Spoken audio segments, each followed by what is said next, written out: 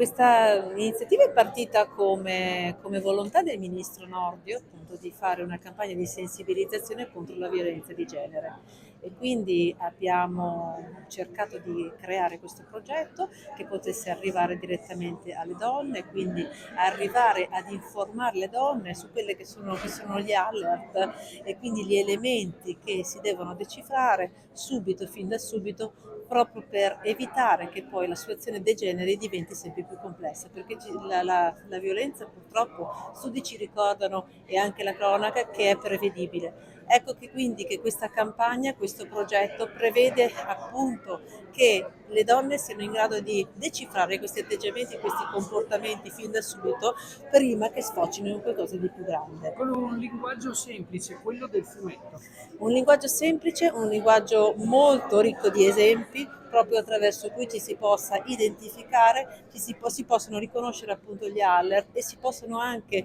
ritrovare quelli che sono gli interventi o comunque le richieste di aiuto, i percorsi che si possono intraprendere qualora si vivono queste situazioni. E quindi un compendio facile che serve alle donne ma che serve anche agli uomini e quindi noi ci auguriamo che questa possa raggiungere capillarmente il maggior numero delle persone e delle donne. Grazie.